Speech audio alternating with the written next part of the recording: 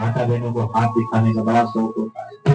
कोई भी मिल जाए, महाराज हमारा हाथ देखो, कोई साधु संत मिल जाए, हमारा हाथ देखो। अरे ये हाथ सबको नहीं दिखाना चाहिए।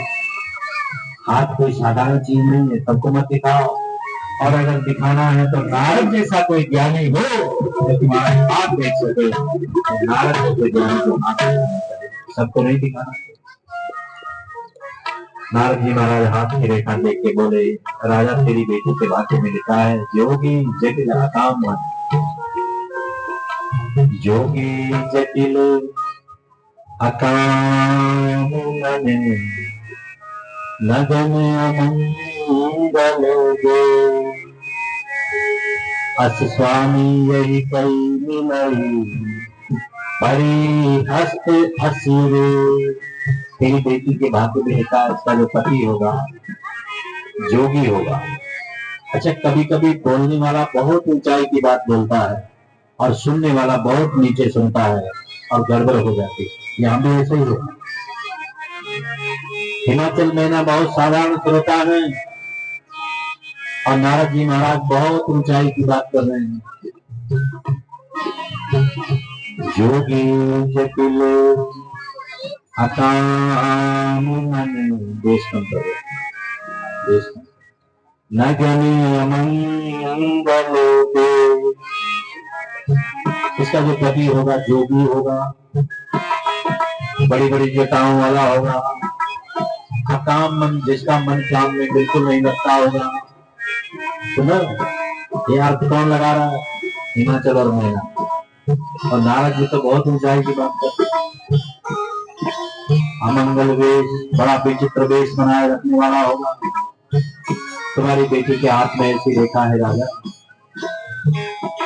नारद जी कहना चाहते हैं योगी का मतलब योगियों में जो परम योगी है ऐसा इसका पति होगा। अकाम मन मतलब जिसने काम को भी जीत लिया है ऐसा इसका पति होगा। लेकिन हिमाचल मैना साधारण अर्थ लगाओ।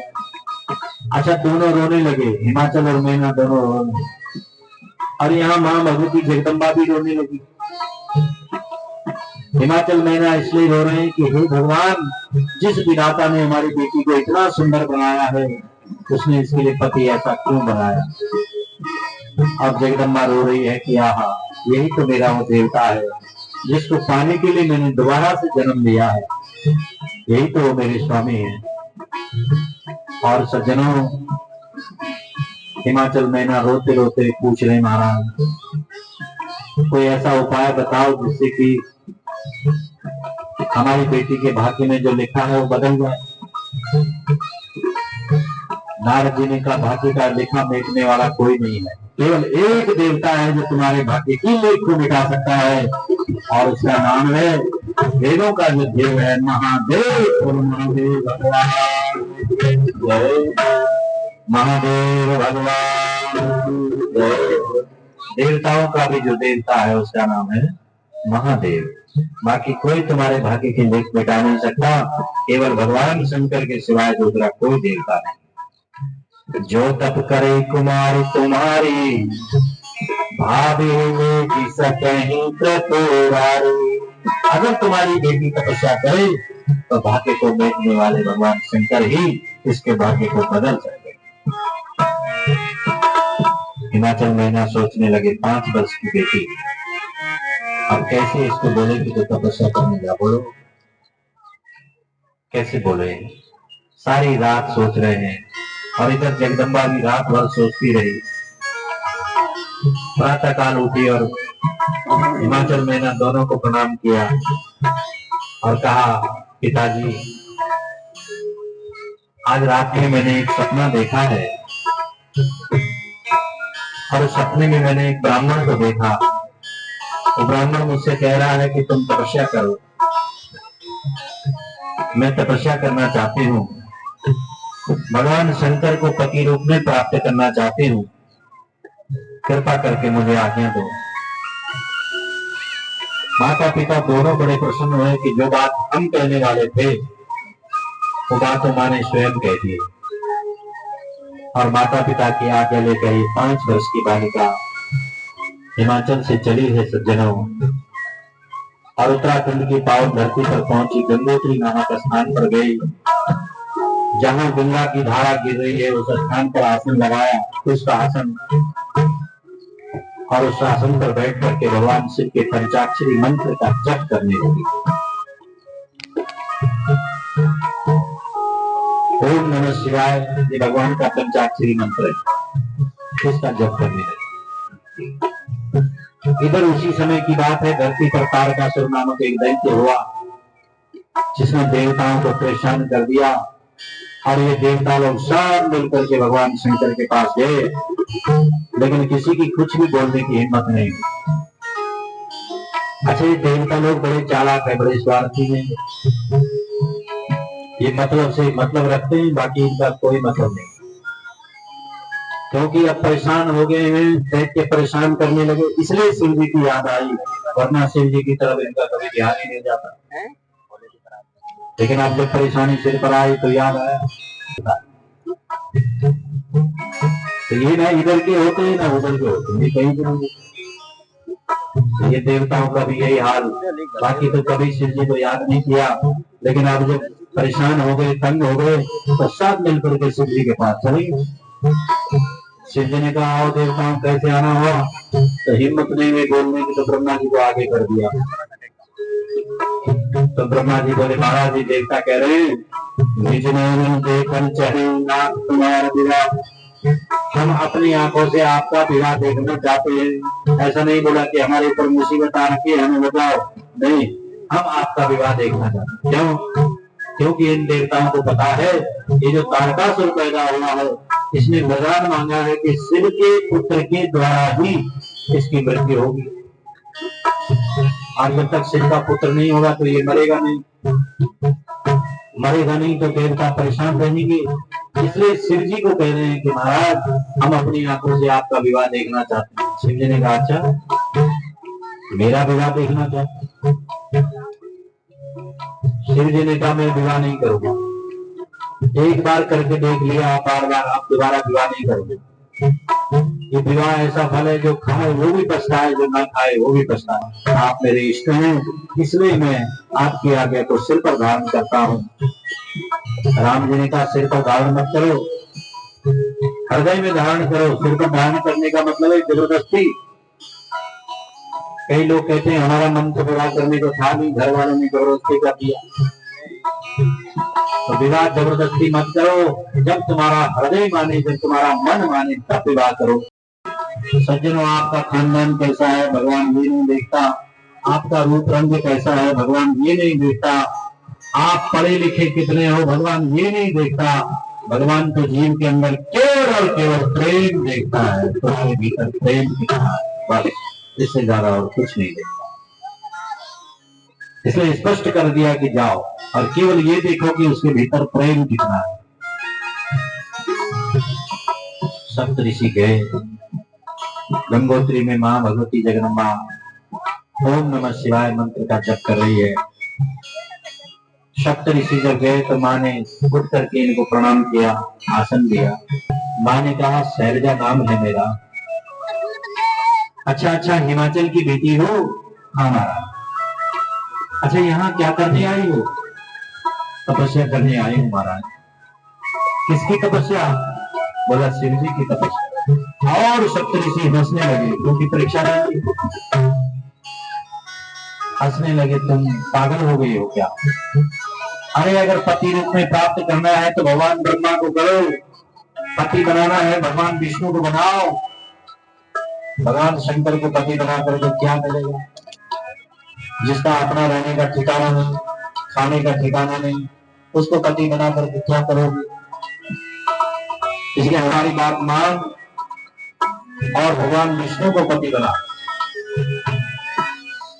पार्वती ने कहा सप्त ऋषियों से, महाराज आप ठीक कह रहे हो, लेकिन यदि पहले आप मिले होते तो शायद मैं ऐसा करती,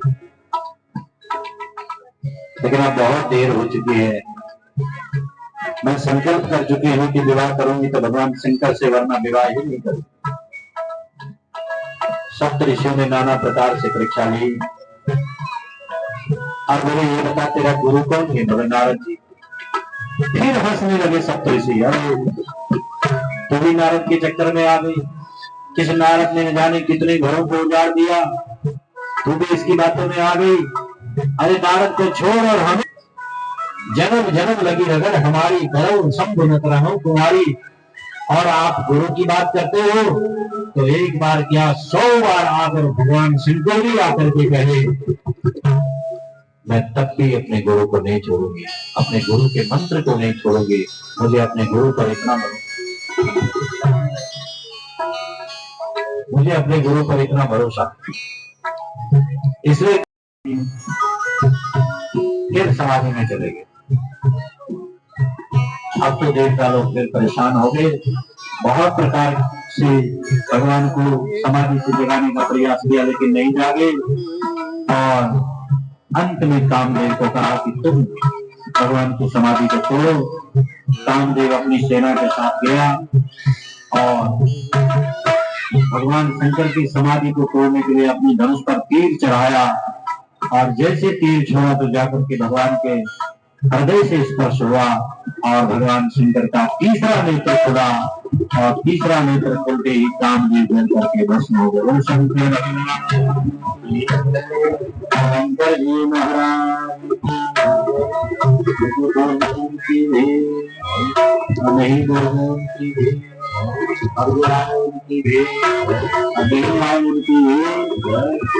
जय जयकार, क्योंकि ये है प्रभु का द्वार। तो सज्जनों, कामदेव जल करके भस्म हो गया और इधर देवता लोग फिर से भगवान शंकर के पास आए। यहाँ कामदेव की पत्नी रति दौड़ती हुई आई, शिव से कहा, महाराज आपने मेरी पति को भस्म कर दिया, देखो आने से भगवान लोग बारात आएगी और लोग देखेंगे बाराती भूत प्रेत भी होते हैं, साथ में शिव जी की बारात। तो आने से बिल्कुल ठीक नहीं, बारातियों के जैसे। बोल शंकर भगवान की जय, काशी विश्वनाथ भगवान की जय। मैंने देखा है, कहा कि महाराज बाकी तो सब ठीक हो गया लेकिन थोड़ा पाउडर वाउडर लगा लो। जितनी शमशान की राख थी वो सारी राख को फेंक दिया। जरा विचार करो, थोड़ा पहुंच जाओ वहां और इस दूल्हे का दर्शन करो जिसके सिर पर जटाओं का मुकुट है, उसके ऊपर छत्र सर्प का छत्र है, उसका जनेऊ वो भी सर्प का है, हाथ में कंगन वो भी सर्प के हैं, पैरों में कंगन वो भी सर्प के हैं, कमर में करवानी है वो भी सर्प के है। जरा विचार करो ये दूल्हा कैसा दिख रहा होगा। दुनिया का विचित्र दूल्हा है, ऐसा दूल्हा आज तक किसी ने देखा ही नहीं होगा। और देवता लोग जब आए तैयार होकर, इन्होंने जब देखा रे बाप इसके साथ में जाएंगे हम। देवांगनाओं ने कान पकड़ लिए, बोला इसके साथ तो हम नहीं जाएंगे। अब क्या करें, सीधा सीधा तो बोल नहीं सकते, इसलिए ब्रह्मा जी के पास गए और ब्रह्मा जी ने युक्ति लगाई और शिव जी के पास गए और कहा, भोलेनाथ एक काम करें। बोला क्या? बोला क्यों ना देव समाज अलग जाए, दानव समाज अलग जाए, मानव समाज अलग जाए। शिव जी ने कहा, मैं जानता हूँ मेरे साथ चलना नहीं चाहते, ठीक है करो। देव समाज अलग बन गया, दानव समाज अलग बन गया और मानव समाज अलग बन गया और शिव जी के साथ कोई बचे नहीं, 2-4 भूत बचे।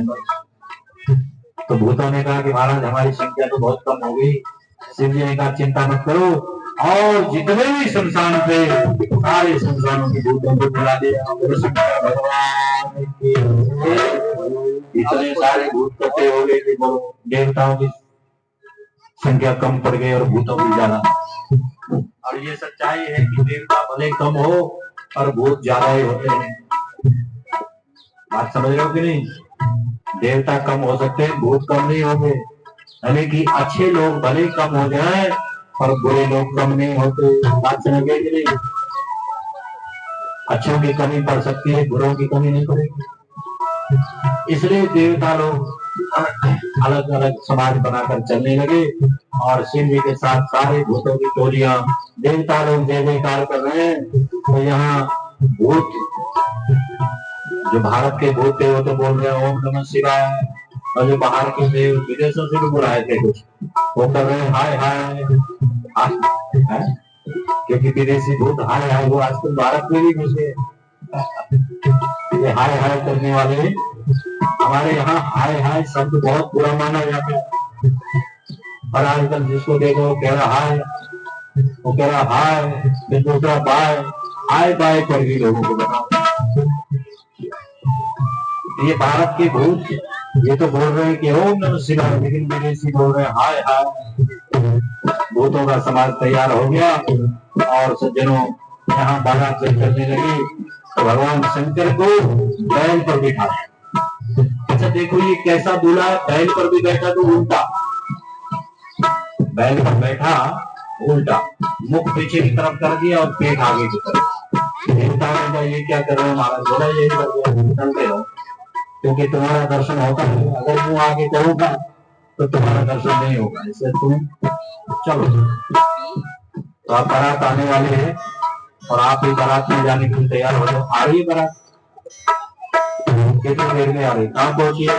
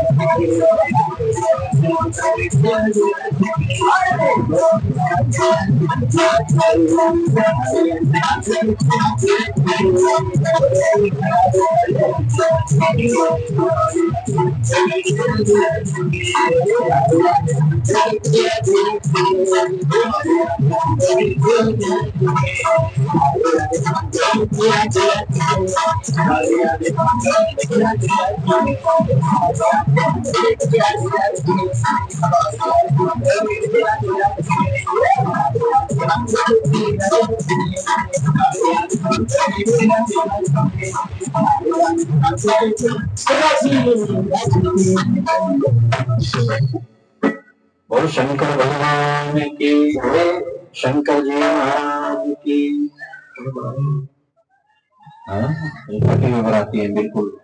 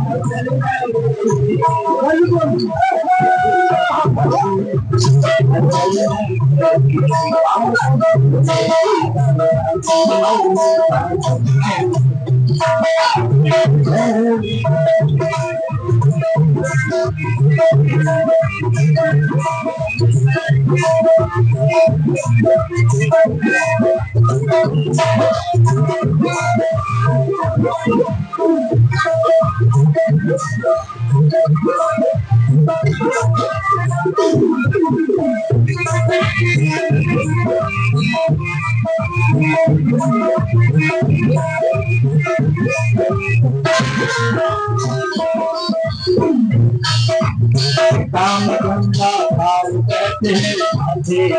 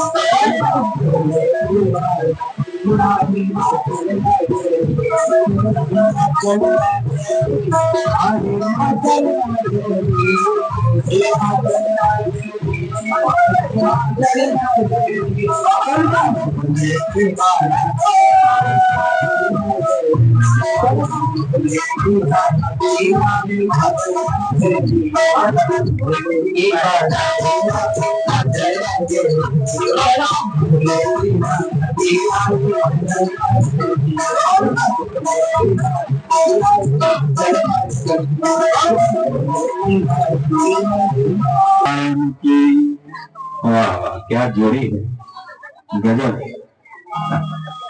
गजब की जोड़ी है, कहाँ से ढूंढ करके लाए। वाह वाह वाह, बहुत प्यारे बहुत प्यारे। बिठाओ बिठाओ बिठाओ। अरे वाह, ये तो साक्षात जगदम्बा है। वाह जी वाह वाह। माला पकड़ाओ, माला दे दे एक दूसरे को। अरे यार, माता जी बहुत नाम चाहिए, इसलिए पैसे बहुत पकड़ेंगे। ओम महाशक्ति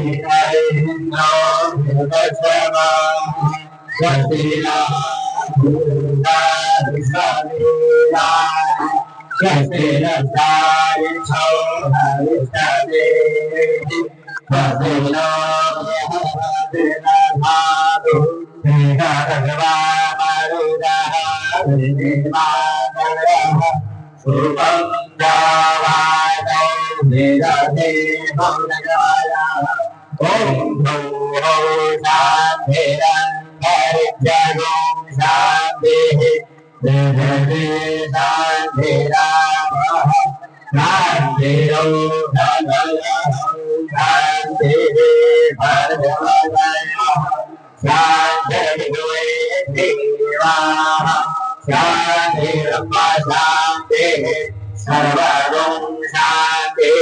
शांति शांति शांति।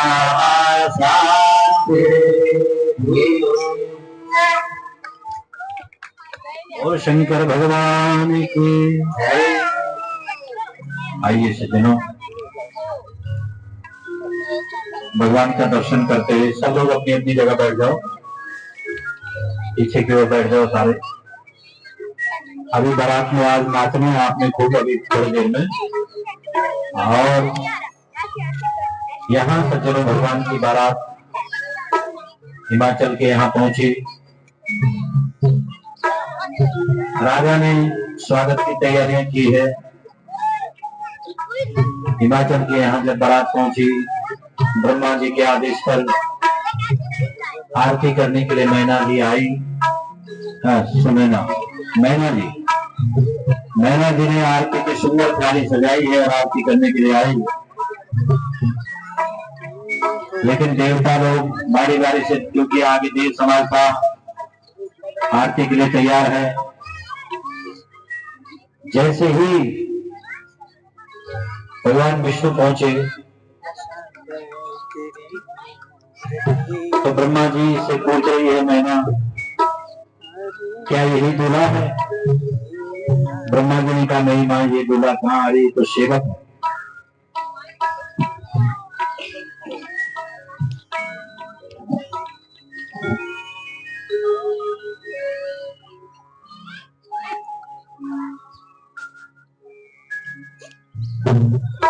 तो यहाँ बारी बारी से देवता लोग आ रहे हैं, सबको पूछ रहे हैं क्या यही दूल्हा है? ब्रह्मा जी ने कहा मां, दूल्हे को आने तो दे, फिर पता लगेगा कौन है, कैसा है। सबसे लास्ट में भगवान शंकर हैं और बारी बारी से सबका परिचय करा रहे हैं। ब्रह्मा जी महाराज, अग्निदेव आए, क्या यही दूल्हा है? बोला मां चिंता मत कर, दूल्हा आया, ये तो भोजन बनाने वाला। और मां सोच रही है जिसका भोजन बनाने वाला इतना सुंदर है तो स्वामी कैसा होगा और दूल्हा कैसा होगा। क्योंकि कन्या वरयते रूपम माता वित्तम पिता स्वतम। कन्या चाहती है कि मेरा जो पति हो और दिखने में सुंदर होना चाहिए है? और मां चाहती है कि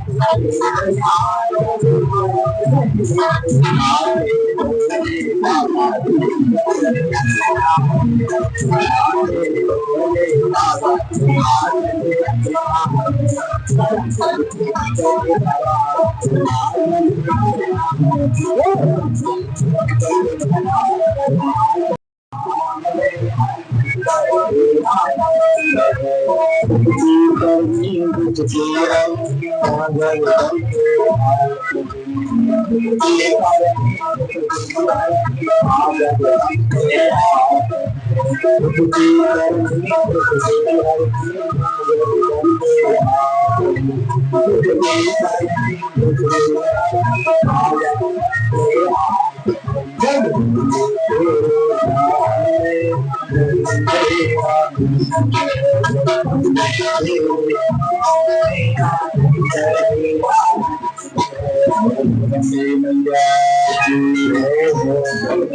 मैया की हर हर हर हर हर हर। यहाँ माँ का दर्शन करके धन्य हो गई मैना, और अब तो प्रसन्न होकर के विवाह के लिए हाँ कर दी मैना ने भी। तो सज्जनों, मैं समझता हूँ हमारे यहाँ का नियम था कि बारात एक दिन रुकती थी कि नहीं। आजकल लोग एक दिन में बारात भी कर देते हैं, सुबह आए और शाम को अपने घर चले जाते।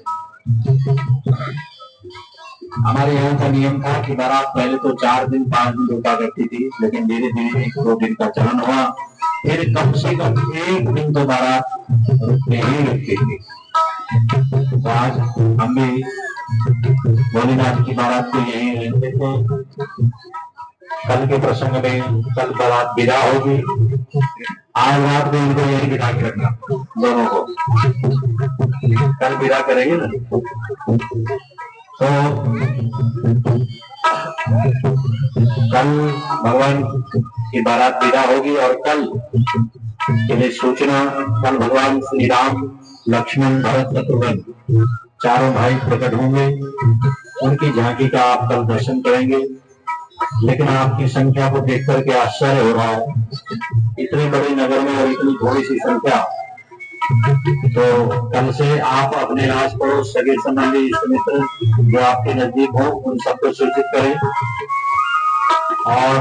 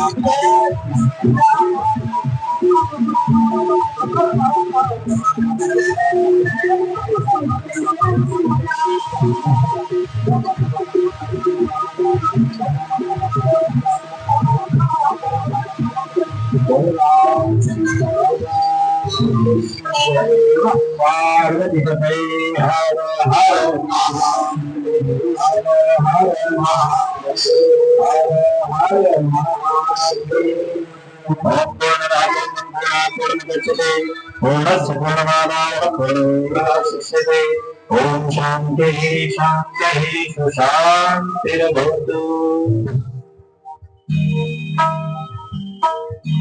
आप सभी से विशेष सूचना है, पूजन होगा, राम जी का पूजन होगा, गणेश आदि जितने भी हमारे देवता बसाए हुए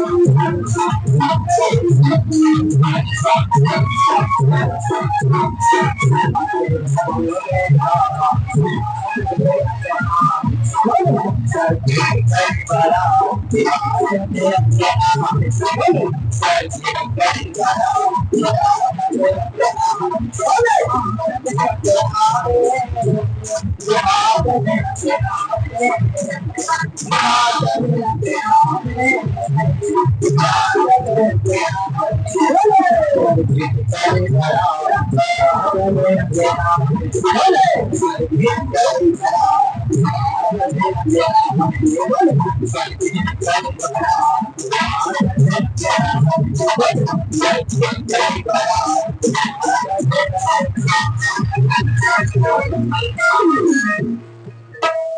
शंकर भगवान की काशी विश्वनाथ की नमः पार्वती पते हर हर महादेव हर हर महादेव हर हर महादेव। सब लोग अपने अपनी जगह पर बैठ जाए।